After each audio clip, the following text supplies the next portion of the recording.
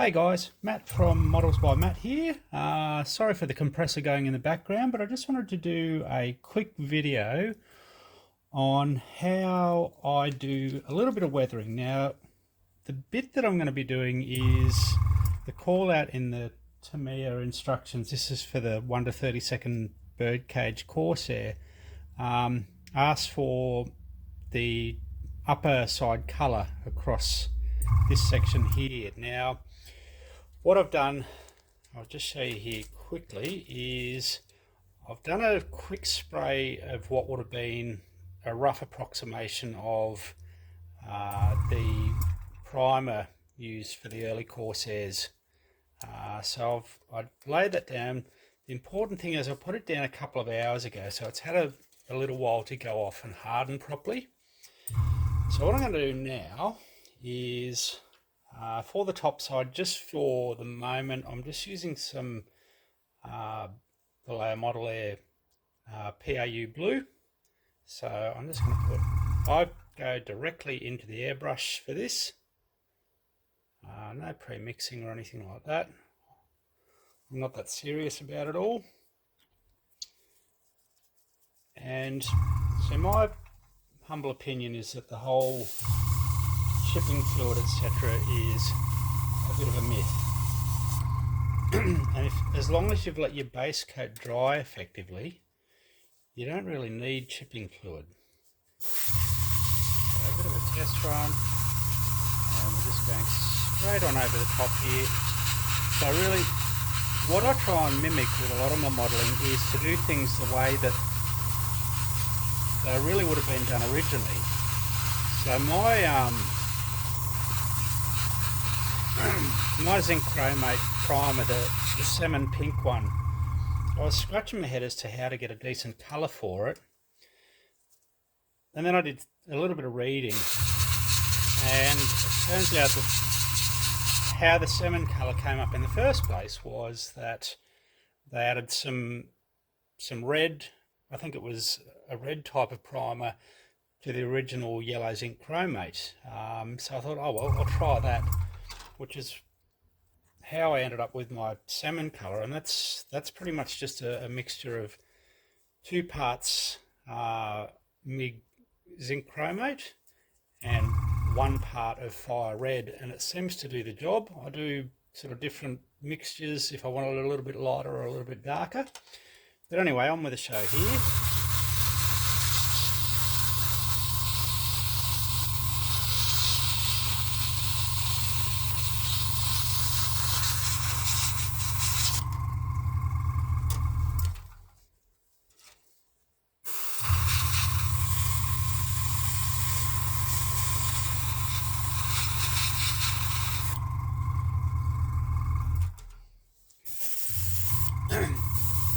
Now I'll just give my brush a little rinse out. So again, I don't get too overexcited about doing a full rinse between sessions. I've got my most important brush in my entire arsenal, which is this old 50-cent one, which I've been cleaning my airbrush with for about 5 years. And frankly, I've never had a significant blockage. Every now and then I'll pull it apart, take the needle out, tool around with it a bit more just to get it in tip-top shape. But overall, just a bit of a flush through. I'd give it a couple of flushes with water, a little bit of a blow back. Tip that out on my very expensive carpet.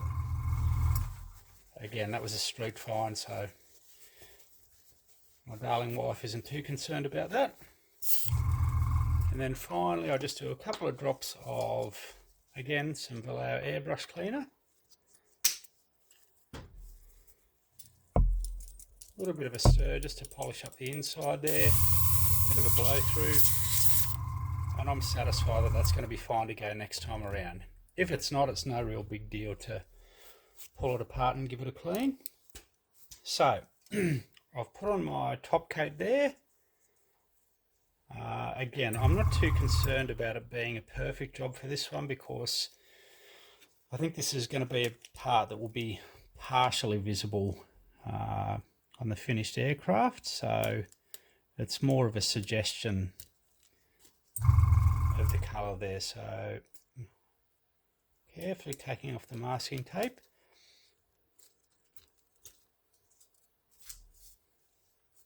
Masking tape I use is simply from Bunnings here in Australia.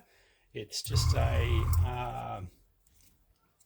it's called frog tape, and it's just that's a tape for delicate surfaces. And again, I've had this roll for about 2 years now. I've done quite a few models in that time, and I've still got the best part of half a roll left.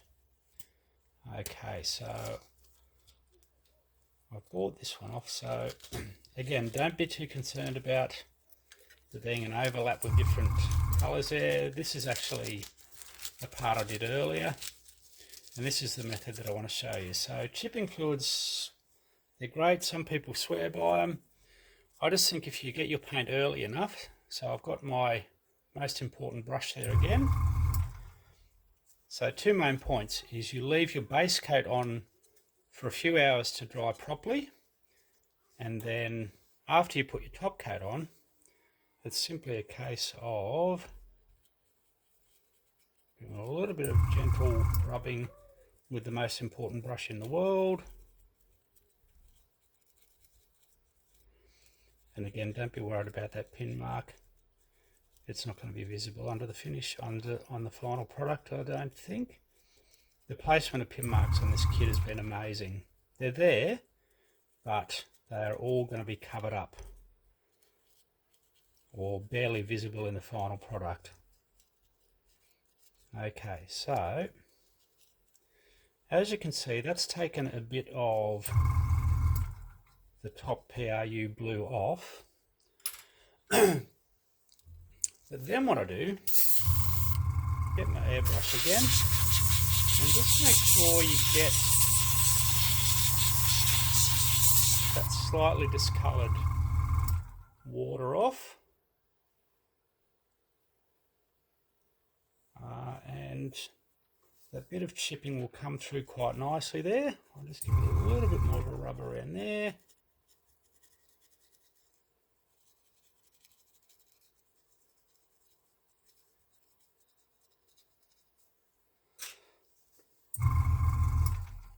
A little bit more of a squirt.